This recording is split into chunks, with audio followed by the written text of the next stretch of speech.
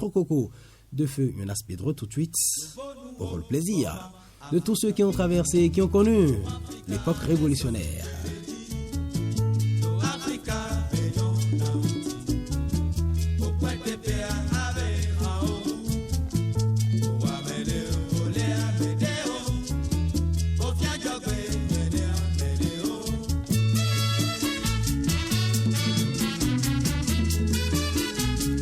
Et Trop Coco de feu Yonas Pedro sorti justement à une époque où il était difficile justement de diffuser sur les antennes de la radio nationale, justement la seule d'ailleurs qui avait le monopole à l'époque, une musique étrangère. Yonas Pedro, eh bien, on n'arrêtera jamais de parler de lui, justement, puisque oui, un peu comme le caméléon également que nous pleurons aujourd'hui, Yonas Pedro est une icône qui a vendu justement eh bien, le Bénin loin de nos frontières, à travers la musique bien entendu.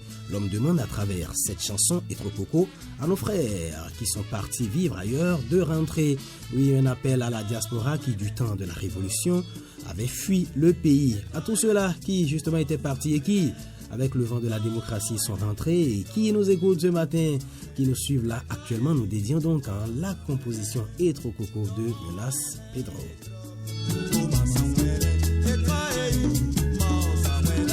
Mesdames et messieurs, aujourd'hui donc nous sommes, on l'a dit, le 14 octobre, nous célébrons, mesdames et messieurs, les 10 ans du décès du général Mathieu Kérékou, avec une histoire chargée, hein, n'est-ce pas? La vie de l'homme a marqué ce pays, mesdames et messieurs, écoutez ceci.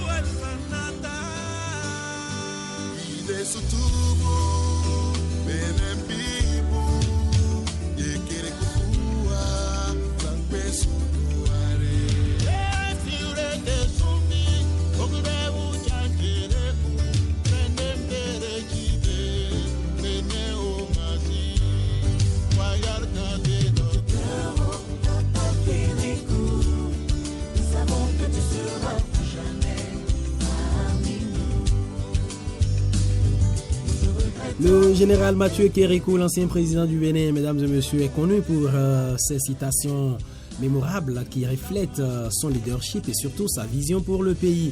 On va partager tout au long de cette émission quelques citations de l'homme avec vous et aussi nous allons écouter beaucoup de chansons révolutionnaires, des chansons également du temps de la démocratie comme celle-ci, je vais dire, mesdames et messieurs, qui évidemment a été composée au décès du général, des artistes du Septentrion qui se sont mis ensemble pour cette belle composition. Et bien, comme citation par exemple, il y a une citation, mesdames et messieurs, du général qui a marqué les esprits, je cite, le Dahomey est trop petit pour avoir 3 présidents.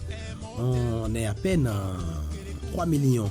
3 présidents, c'est trop. Nous sommes assez pauvres pour avoir 3 chefs. Vous vous rappelez, mesdames et messieurs, cette belle citation, c'était à l'occasion du coup d'État, voilà, qui a amené le capitaine Mathieu Kérékou au pouvoir. Et donc, quand on lui demandait, oui, qu'est-ce qui justifiait ce coup d'État, c'est la raison qu'il a avancé. Oui, le Dahomey est trop petit pour avoir 3 présidents. Il faisait allusion au monstre à 3 têtes, hein, vous vous rappelez. On est à peine 3 millions, dit-il, 3 présidents, c'est trop. Nous sommes assez pauvres pour avoir 3 chefs. Fin de citation.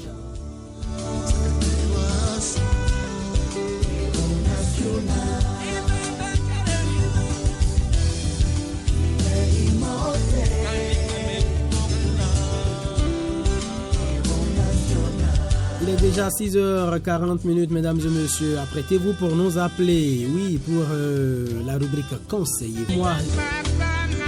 Eh bien, le sujet ce matin, mesdames et messieurs, face au déclin apparent du patriotisme chez les jeunes béninois de nos jours, eh bien, par rapport à l'époque révolutionnaire, quelles sont les initiatives que nous pouvons prendre pour raviver l'engagement patriotique et surtout le sentiment national chez les jeunes de la nouvelle génération? C'est là, mesdames et messieurs, Voilà, les conseils ce matin sont attendus au 01 96 21 50 40.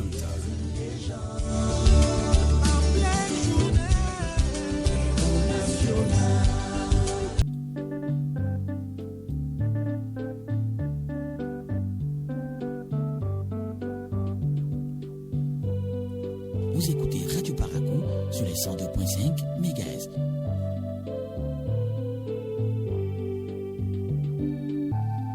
Ce matin, à la partie technique, on retrouve Marwan Sabi Zengi. À la mise en ligne YouTube de l'émission, il y a Adif Lawani et en direct Prosper Fi Daignon. Nous avons le tout premier auditeur ce matin. Bonjour. Bonjour, l'ami du 41 16 24 24.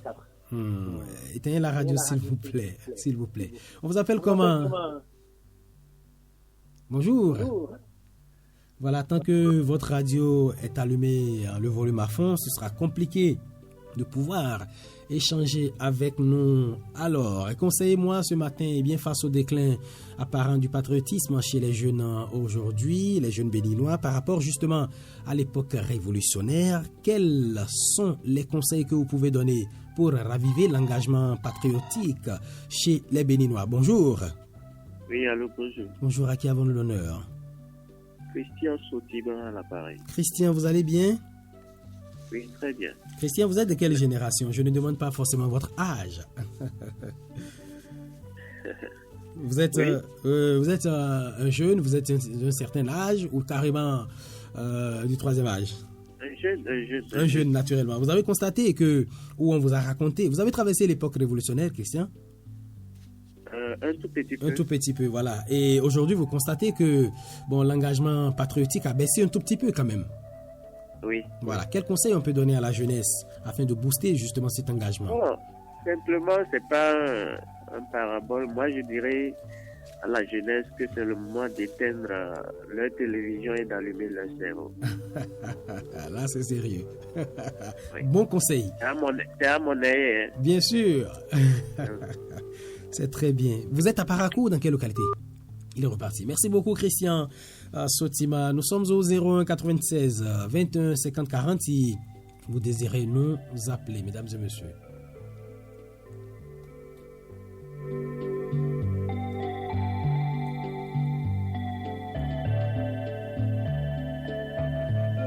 La rubrique, ça s'appelle « Conseillez-moi », mesdames et messieurs. Comment, réveiller le sentiment patriotique chez les jeunes béninois?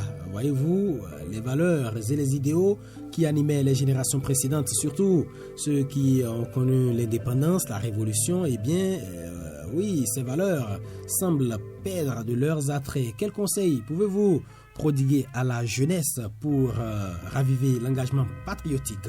C'est de cela qu'il est question ce matin. Nous sommes au 01 96 21 50 40. Si le cœur vous dit comme Christian, allez-y, appelez-nous pour ces conseils. Bonjour. Bonjour monsieur le journaliste. Bonjour, à qui avons-nous l'honneur? Émile Kouagou de Boukombe. Émile, toujours présent au poste.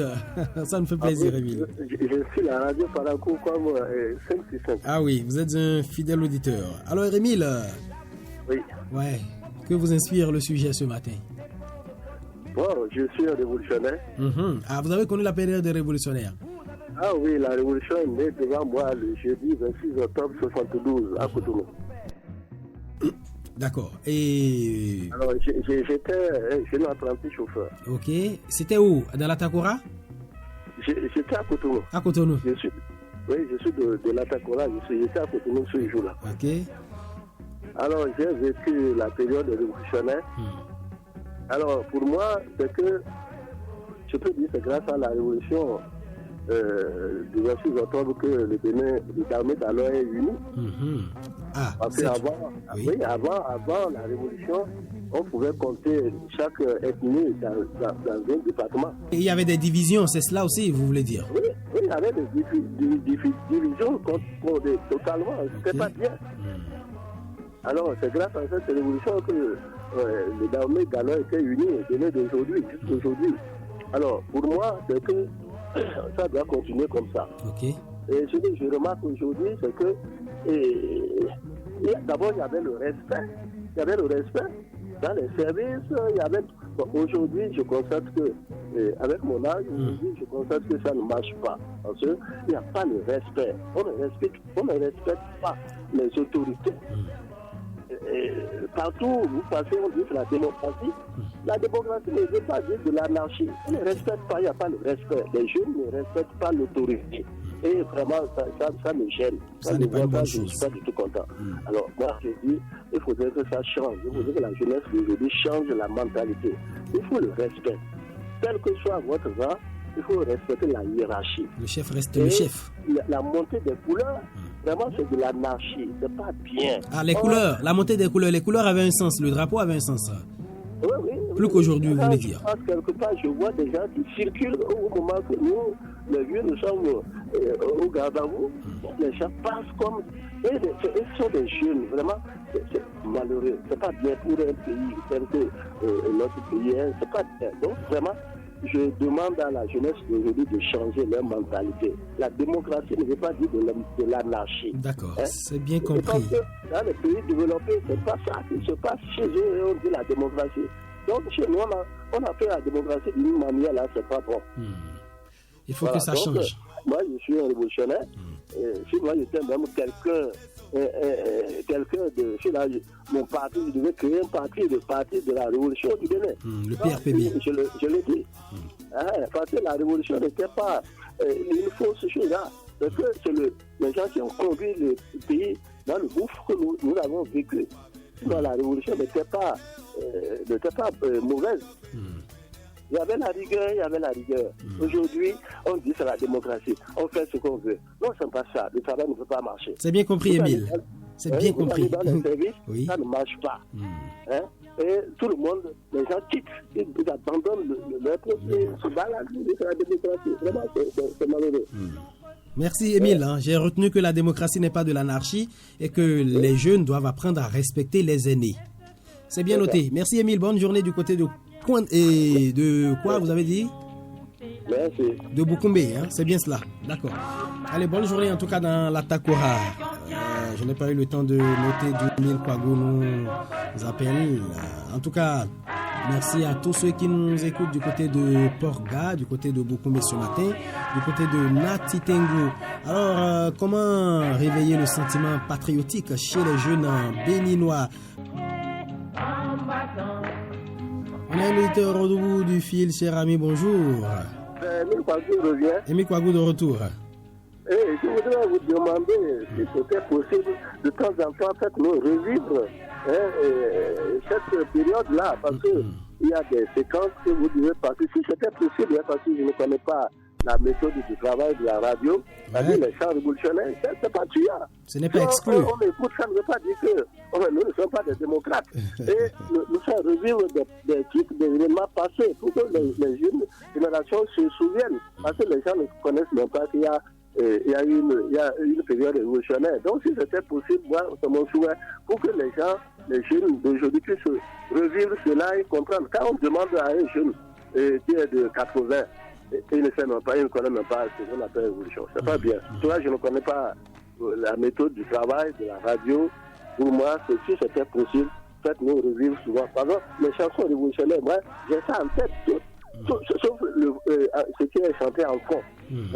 Sinon, en français, je maîtrise tout. Et en fond, moi, je garde la mémoire, surtout les chants de Jonas Pedro, et cela. Pour lui, dites-moi en fond, c'est ça. C'est les CD jusqu'aujourd'hui que je joue.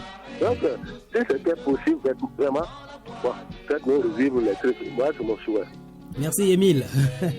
Comme c'est le cas d'ailleurs ce matin, voilà, mesdames et messieurs, le jour où nous célébrons l'indice du décès du général Mathieu Kérékou, lui, mesdames et messieurs, qui est né le 2 septembre 1933 à Kouarfa et qui est décédé le 14 octobre 2015 à Cotonou, une figure en tout cas centrale de la vie politique béninoise pendant près de 3 décennies, mesdames et messieurs.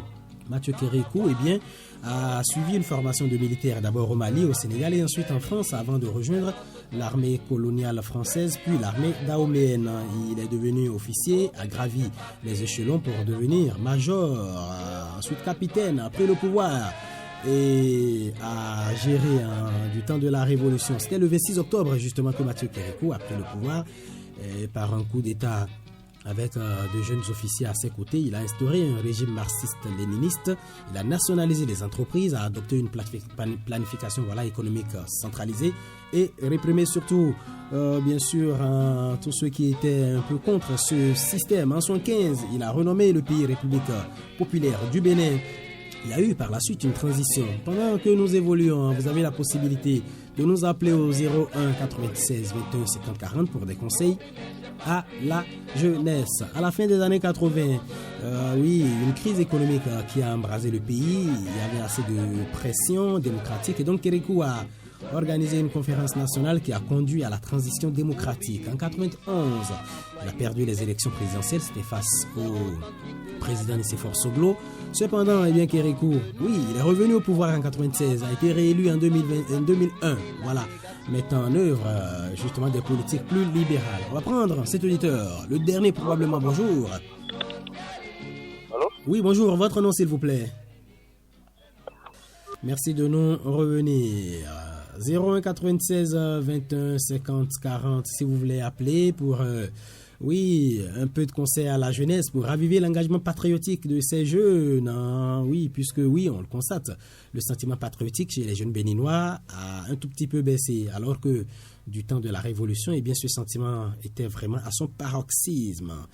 Et donc, quel conseil donner à la jeunesse? 10 octobre 1972, quelque chose a changé en moi. Et j'ai laissé choix ma vie coloniale.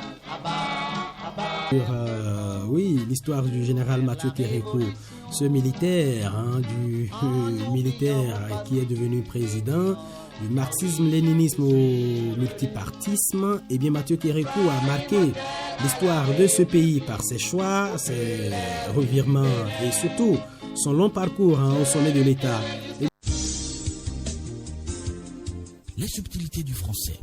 Passages qui m'ont impressionné dans son œuvre, le livre du peuple. Veux-tu en prendre connaissance? C'est écrit dans mon calepin. Oui, mon cher. D'accord, lis-le. Citation. Il y a des hommes qui, sans cesse exposés au soleil, à la pluie, au vent, à toutes les intempéries des saisons, labourent la terre, déposent dans son sein, avec la semence qui fructifiera, une portion de leur force et de leur vie, en obtiennent ainsi la nourriture nécessaire à tous. Ces hommes-là sont des hommes du peuple. D'autres fondent les métaux, les façonnent, leur donnent des formes qui les rendent propres à mille usages variés. D'autres travaillent le bois, d'autres tissent la laine, le lin, la soie, fabriquent des étoffes diverses. Ce sont encore des hommes du peuple. Fin de citation. Prosper Lamennais poursuit en affirmant, je cite, « Ainsi dans chaque pays, tous ceux qui se fatiguent et qui peinent pour produire et répandre les productions, tous ceux dont l'action tourne au profit de la communauté tout entière, les classes plus utiles à son bien-être, les plus indispensables à sa conservation,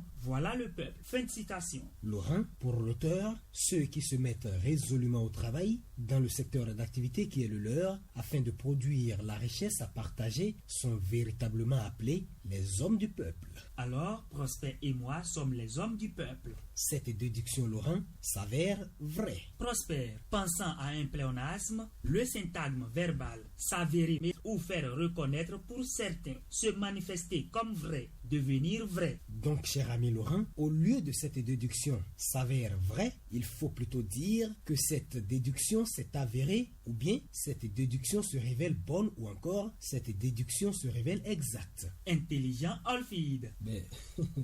Merci beaucoup Laurent. Révolutionnaire convaincu, soyons fidèles à notre parti d'avant-garde. Notre parti, c'est le PFD, parti de la vérité. Mort au trait, au poteau les mercenaires, les impérialistes hors de notre Afrique. Gloire immortelle à notre chère République, la révolution ou la mort. Mobilisons-nous pour les tâches assignées, la production, la construction nationale, la formation patriotique, idéologique, pré-militaire généralisée. Mort au trait, Au poteau les mercenaires, les impérialistes hors de notre Afrique. Gloire immortelle à notre chère République, la révolution ou la mort. Quelles que soient les peines et difficultés, quelles que soient les contradictions éventuelles, soyons vigilants, défendons notre patrie et prêts pour la révolution. Mort aux têtes, au poteau les mercenaires, les impérialistes hors de notre Afrique. Gloire immortelle à notre chère République, la révolution ou la mort.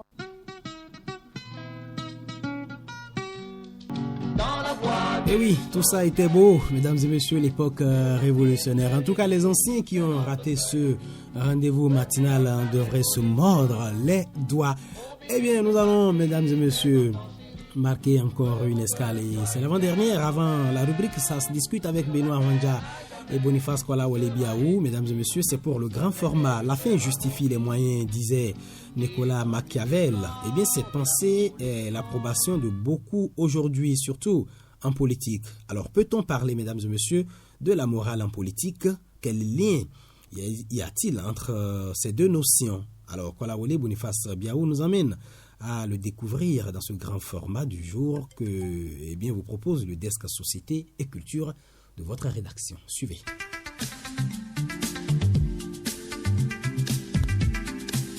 La morale et la politique, commençons à découvrir l'idée qui se cache derrière chaque mot. Brice Tousset, enseignant de philosophie. La politique, on pourrait la définir comme l'art de gérer la société, l'art de gérer les hommes et les biens qui fondent un groupe social. La morale, elle s'apparente souvent de l'éthique en tant que science qui permet de discerner le bien du mal et permet à l'homme de conformer ses habitudes, son attitude en vue du bien.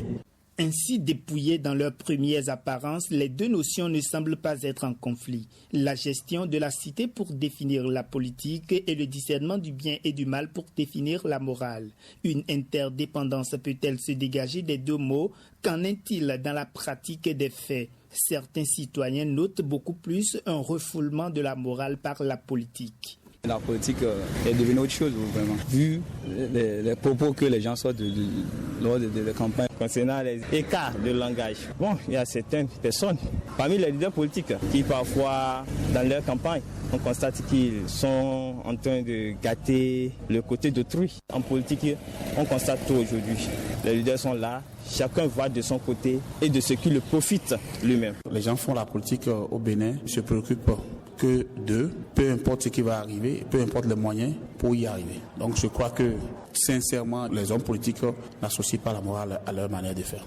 Et pour l'enseignant de philosophie, l'écartement de la morale en politique est à tort. Brice Tousset. C'est à tort que les hommes aujourd'hui pensent que la politique doit se faire sans éthique, qu'il ne faut pas s'armer de bonnes mœurs, s'armer de clairvoyance, s'armer de bonne vision pour gérer une société. Je crois que pour gérer la société et bien la gérer, il faut forcément de la morale, il faut de l'éthique pour que l'épanouissement que l'on veut, l'épanouissement qui est objectif final de la gestion de la politique, cet épanouissement-là soit atteint. La morale est nécessaire pour la bonne conduite de la cité. Aussi, Monseigneur Pascal Nkwe invite-t-il tout le monde à se l'approprier. Tout homme doit cultiver les valeurs morales. Et les valeurs morales qui reposent sur l'éthique, l'honnêteté, la justice, le souci du bien commun, la solidarité. Qu'on soit chrétien ou qu'on ne soit pas chrétien, ce sont des valeurs que nous devons cultiver. Les hommes qui constituent la société ont chacun une dignité humaine dont ils sont jaloux. Il faut donc la considérer. Dominique Kiki. Je crois que, quel que soit ce qu'un homme est, chacun a sa valeur humaine. Il peut être intellectuel, il peut être demi-lettré, il peut être même illettré. Il a quand même sa valeur morale et puis il faut considérer cette valeur morale. Puisque demain, on ne sait jamais vers qui on peut aller. Certaines considérations justifient régulièrement l'absence de la morale en politique. Si on constate aujourd'hui le genre de se chamailler, c'est concernant la population analphabète. Chez ce jeu, on constate beaucoup de chamaillements, de coups de poing, parce qu'ils sont de différents partis politiques. C'est depuis le sommet de l'État que ça a commencé. Et là, certainement, d'autres personnes qui sont tempérantes ne prenaient pas ça en compte, mais d'autres réagissaient par rapport à ça. Et la chose est devenue comme tout un spectacle. On a tendance à nous faire croire que c'est seulement en politique qu'on réussit, que c'est seulement en politique que l'on peut gagner son pain. Et donc, pour y atteindre, on est tenu d'embraser tous les chemins, on est tenu de poser tous les actes, qu'ils soient ignobles, qu'ils soient dignes, pour pouvoir arriver à cette fin. Les humains doivent s'efforcer de surmonter celle-ci en vue de la recherche du bien commun qu'est l'objectif premier de la politique. Monseigneur Pascal Nkwe. La politique de tous les jours, c'est de chercher à faire le bien, de chercher à faire son devoir d'État, de chercher à ne pas nuire à son prochain.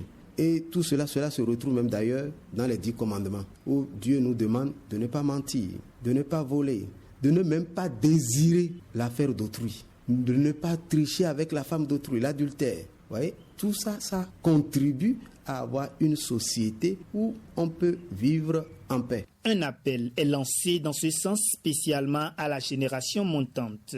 Aimé Kokou Dadeyon. Pour nous, la génération montante, nous devons prôner la politique saine, celle qui consiste à développer notre idéologie, celle qui consiste à développer notre vision, celle qui consiste à convaincre, les populations, les électeurs à notre cause. Et comme ça, nous aurons donné un coup de pouce à notre jeune démocratie. On ne fait pas de politique avec la morale, mais on n'en fait pas davantage sans. André Malraux.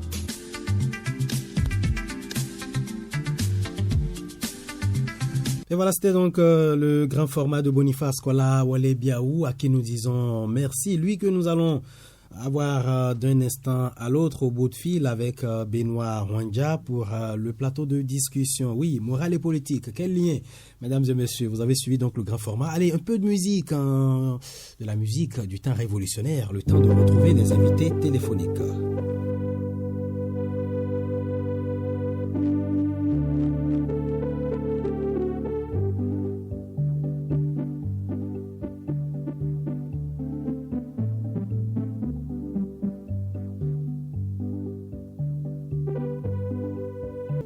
Ben voilà, 7 heures passées de 40 minutes, mesdames et messieurs.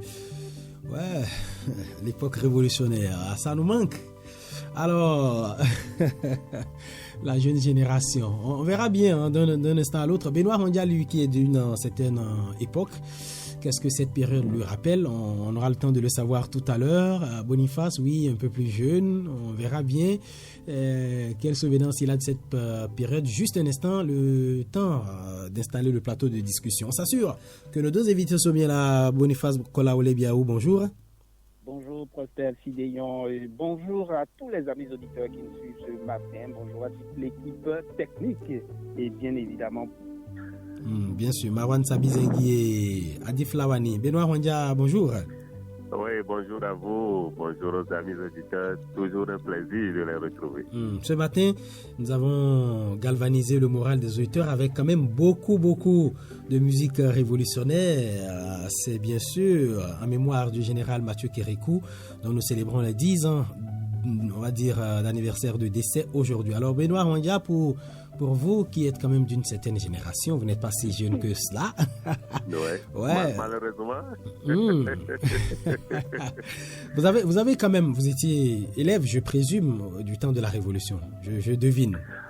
Oui, mais bon, je ne sais pas s'il faut dire malheureusement. J'étais effectivement élève, sauf que je n'étais pas au Bénin. En ce moment, voilà. J'étais au Togo. Togo, élève, disons écolier, après élève, donc c'est pratiquement en 93 comme ça que j'ai rejoint le Bénin. Donc, déjà la démocratie. Voyez, la révolution était déjà passée. Même la conférence nationale, je l'ai suivie depuis Lomé. Donc, je ne saurais vraiment faire l'historique tel que j'ai vécu, puisque je ne l'ai pas vécu. Bien sûr. Et Boniface, vous étiez aussi un peu plus jeune à l'époque. Oui, bien évidemment, Prosper Fidéon, nous avons quand même pu vivre ces derniers moments de la révolution avant que cela ne soit, avant que cela ne prenne fin. Alors, nous avons pu voir quand même que c'était un moment de réelle discipline dans le pays. C'était un moment où quand même on sentait une éducation citoyenne, un engagement citoyen également, où quand on parle de la cause de la République, en fait, vous n'avez pas le choix. Tout le monde se pliait tout de suite. Tout le monde était engagé de toute façon pour la chose parce que, comme ne le faites pas et qu'on vous supprimait, vous étiez bien évidemment punis pour la cause. Ouais. Donc, c'était vraiment une période de grande discipline. Et voyez-vous, je sais que par ce temps-là, on ne peut pas être en train de monter les mâts quelque part et que vous osez bouger. N'importe qui vous prenait tout de suite, c'est que vous allez payer le prix. Donc, dès qu'on entend juste le sifflet, on passait quelque part devant une administration, à côté d'une école, et qu'on siffle pour la montée ou la descente des couleurs. Tout le monde s'arrête. Vous devriez sacrifier ces quelques minutes, ne serait-ce que pour honorer la nation béninoise. Donc c'était vraiment beau à voir.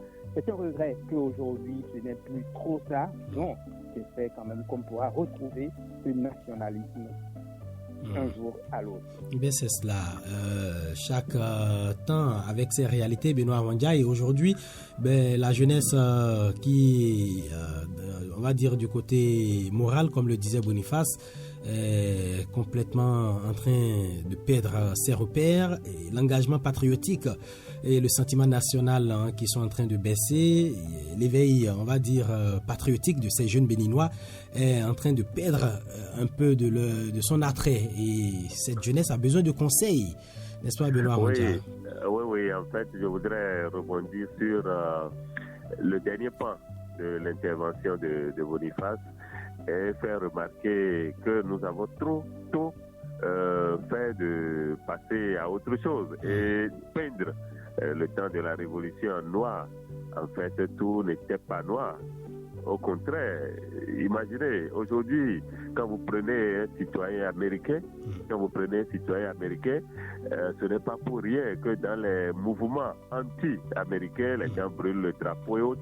Le drapeau qui représente le pays, quand vous brûlez un drapeau américain aujourd'hui, c'est comme si vous êtes en train de brûler le cœur d'un citoyen américain. Il est prêt à tout pour défendre ce drapeau-là.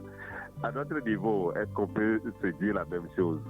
Quand vous prenez un Béninois, vous brûlez le drapeau béninois devant lui, il passe tranquillement. Ça ne dit presque rien.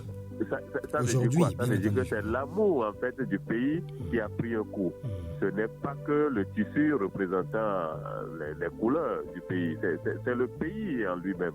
Donc c'est un peu ces petites choses-là qui nous ont échappé avec le temps, et donc la citoyenneté en elle-même a pris un coup dans nos comportements, dans nos façons de servir le pays. Et aujourd'hui, je pense que, comme vous l'avez dit, nous en payons un peu le prix, et c'est regrettable. Malheureusement. Allez, nous allons, c'était juste pour la petite introduction. Nous allons maintenant, introduction assez longue quand même. Et oui, l'actualité oblige. Nous allons installer donc le plateau de causerie pour parler éthique et morale avec la complicité de Marouane Sabizengi. Faites-vous une idée claire, ça se discute. Faites-vous une idée claire de l'actualité. Ben voilà, je vous retrouve Benoît Wandja et Boniface Kola Walebiaou pour parler éthique et morale. Vous avez suivi le grand format comme moi, Benoît Wandja. Boniface Kola Walebiaou, c'est vous qui l'aviez réalisé. En tout cas, c'est assez riche. Moi, je l'ai apprécié. Et donc, oui, Boniface... Oui, bien évidemment. Et là, peut-être, vous voulez parler de la morale et de la politique. Oui, la morale et la politique, autant pour moi. La morale et la politique. Oui, ce n'est pas toujours aisé pour ces deux notions, justement, d'être mises ensemble. Parce que, vous voyez, on a l'air ou on a l'impression que c'est deux notions qui s'opposent. Mais en réalité, non, ça devrait pouvoir aller ensemble, Malheureusement, aujourd'hui, on est arrivé justement encore à un niveau d'éducation où on a tordu tout simplement le coup à ce qu'on appelle la politique dans notre pays, où on pense que être politique ou faire de la politique, c'est mentir et c'est aller hors des lois de la République, c'est aller hors donc des conventions sociales. Je dis malheureusement parce que les deux pouvaient tout simplement aller ensemble. Faire de la politique, on l'a dit. La politique, c'est juste la gestion de la cité. Or, la morale, c'est aussi la règle ou l'ensemble des règles qui régissent la société. Donc, quand on prend en principe les deux notions, c'est que tout devrait aller en principe de pair. Être bon politique, c'est pouvoir donc gérer correctement la cité en respectant bien évidemment l'ensemble des lois qui régissent la République ou la cité également. Mais aujourd'hui, on constate que quand on se met en politique, on a tendance systématiquement à vouloir donc tordre le cou, à vouloir biaiser les bonnes lois qui sont établies pour régir la communauté, la cité, en vue d'une belle harmonie ensemble. Et c'est ce qui fait le regret aujourd'hui. On pourra donc aller un peu plus à la suite de cette édition. Benoît Rwandia, vous, quel lien établissez-vous entre la politique et la morale? Oui, je vais développer un peu mon idée. Vous allez voir un peu le lien. Vous avez tout le temps. Hein? Vous avez tout le temps. Oui, non, en fait, je voudrais juste qu'on puisse se poser quelques questions. Allez-y. Est-ce que si nous nous retrouvons dans un quartier avec un homme politique, reconnu comme homme politique, est-ce que nous pouvons le voir avec l'œil du braqueur de la zone? Non, je veux en fait aller à l'extrême. Est-ce qu'on peut mettre sur le même pied d'égalité l'homme politique du quartier avec le malfrat du quartier? Absolument pas. Avec le braqueur de la zone? Certainement pas. Avec des gens où, de façon unanime, on reconnaît que la morale n'est pas à son niveau. Est-ce qu'on peut? Pas très sûr. Si on peut, alors là, je pense que le débat est clos. Mais si on ne peut pas, il faut pouvoir dire qu'il n'y a pas de contradiction entre le fait d'être homme politique, d'être politicien, comme on le dit, et le fait d'être quelqu'un qui met de la morale dans tout ce qu'il fait. La politique, je pense que dans l'élément, ce qu'on appelle politique a été bien défini. Vous servez le peuple. Mais vous ne pouvez pas servir un peuple en disant tout ce que je fais ne peut pas s'accommoder de morale. Je pense que nous sommes en fait dans une négation terrible. Et malheureusement, comme on le dit souvent, que tout peuple mérite le dirigeant qu'il a. Moi, j'ai comme l'impression que c'est nous, peuple, qui fabriquons nos monstres en fait. Vous voyez dans les débats des gens qui vous disent mais vous êtes naïf. Comment vous pouvez penser qu'un politicien serait quelqu'un qui va faire attention au moral, à la morale du moins? Comment vous pouvez penser qu'un politicien aura des états d'âme, des sentiments? Donc, nous-mêmes, citoyens, on commence à dire dès que quelqu'un est homme politique, il peut tout se permettre. Et donc, quand vous donnez ce message à l'homme politique qu'il peut, parce qu'il s'appelle homme politique, il peut tout se permettre, dans son fonctionnement, il va essayer de tout se permettre. Donc je pense que quand nous allons, nous, population, commencer à dire c'est pas ce que nous avons demandé à telle personne, homme politique, c'est pas ce qu'il faut, c'est pas si, voici ce que nous voulons, ainsi de suite, les choses vont changer. Mais tant que nous allons dire oui, le politicien c'est quelqu'un qui par essence ne peut pas vivre comme la morale l'exige. Quand nous allons nous mettre ça dans la tête, je pense que les hommes politiques vont surfer sur cette idée que nous-mêmes nous développons en nous-mêmes. Alors Boniface, pris dans ce sens, est-ce que vous pensez qu'on peut être, en tout cas sous nos cieux, un dirigeant politique vertueux et réussir en politique? Oui, pourquoi pas. Comme on le dit, tout est question en fait des orientations qu'on se donne soi-même. Et puis, si on se dit que voilà, on veut emprunter le chemin de la droiture, je sais qu'on peut y arriver et on peut réussir justement et bien diriger en fait la communauté, la nation. Parce que si vous êtes juste, c'est que également cette justice se pratique à vous-même et à votre entourage. Et si c'est fait à tout le monde, je crois qu'il n'y a pas de quoi que vous ne puissiez gérer comme cela se doit.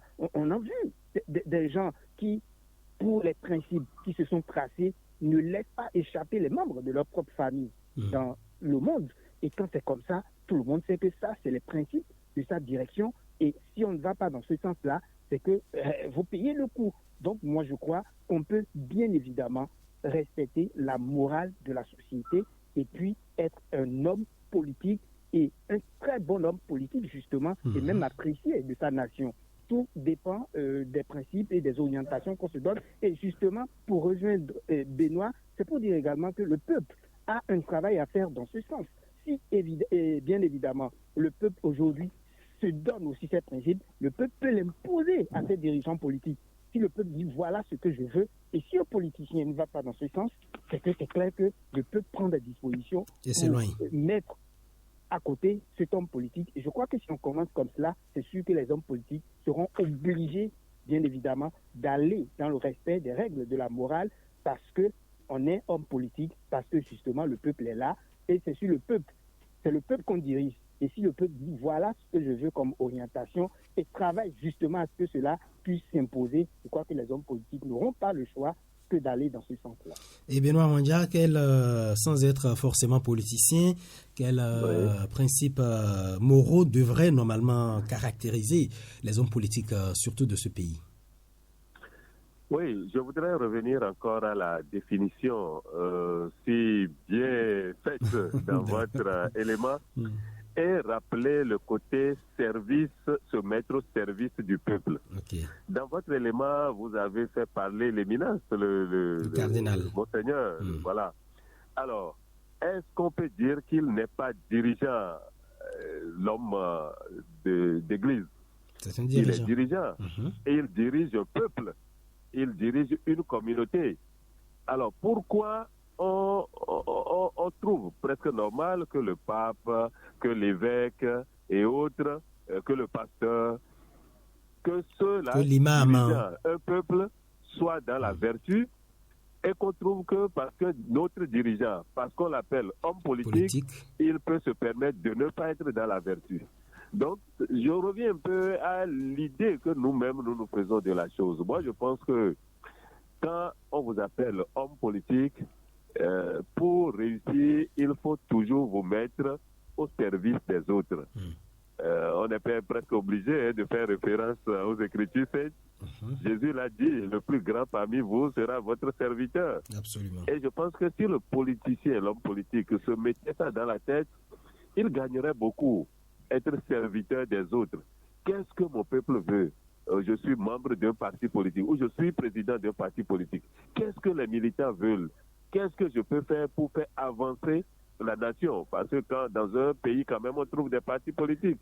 Mais quand on est dans les... Qu'est-ce que je vais faire pour marquer le coup à telle personne? Comment je vais faire pour... passer entre les mailles de telle loi, ainsi de suite. Je pense qu'on ne peut être que dirigeant politique, voulant peut-être le bien de soi et allant contre le bien de la communauté. Donc, moi, il n'y a pas du tout de contradiction entre être homme politique et être homme vertueux. Les deux doivent pouvoir aller de pair. Et du coup, Boniface,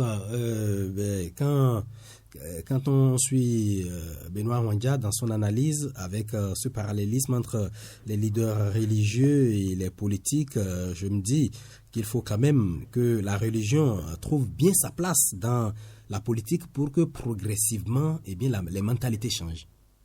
Oui, justement, il va falloir que nos communautés religieuses aujourd'hui, puisque les dirigeants aussi parfois passent par là, où tous les dirigeants sont partis d'une communauté religieuse. Donc, on doit revoir forcément l'éducation afin que nos dirigeants puissent être quand même des gens assez vertueux et que comme ça, on sache que dès qu'ils ont la gouvernance du pays, dès qu'ils montent pour gérer le pays, que cette vertu qu'on leur a inculquée tout le temps puisse donc pouvoir être l'orientation de leur mode de gestion. Et comme cela, on est donc sûr que désormais, on pourra avoir vraiment de bons dirigeants à la tête de nos États et que nos États pourront donc travailler pour le bien-être de la communauté.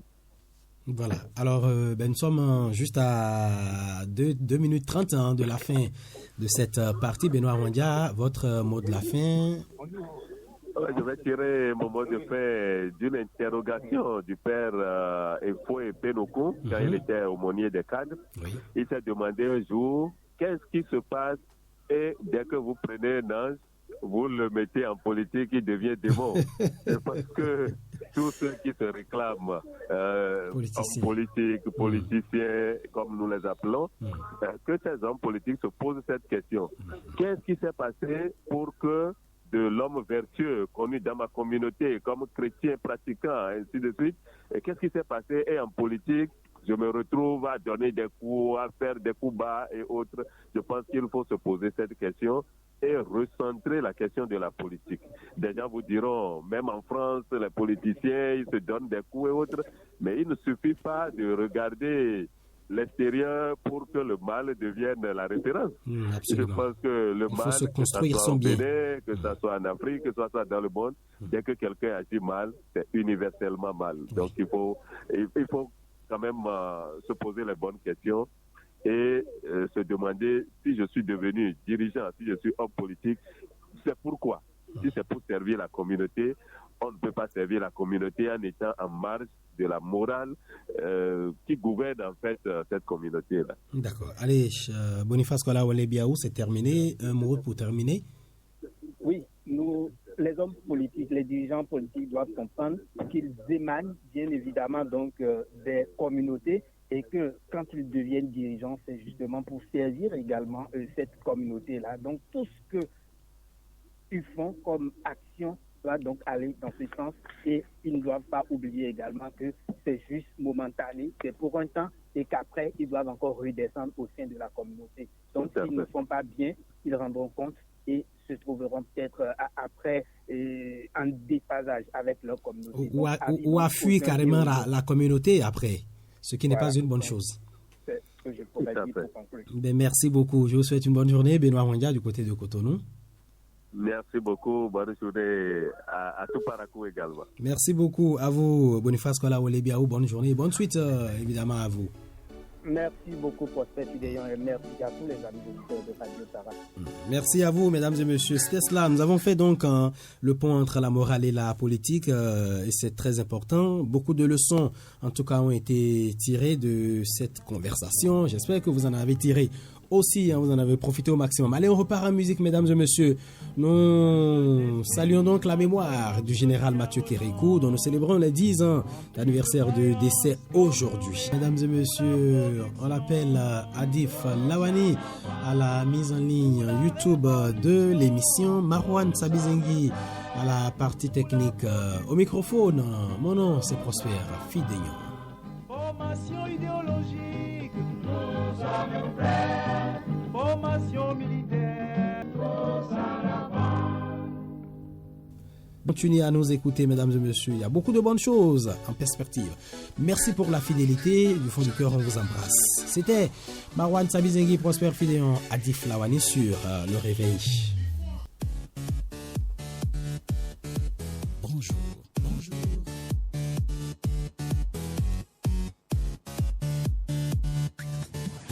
Yeah, welcome to the National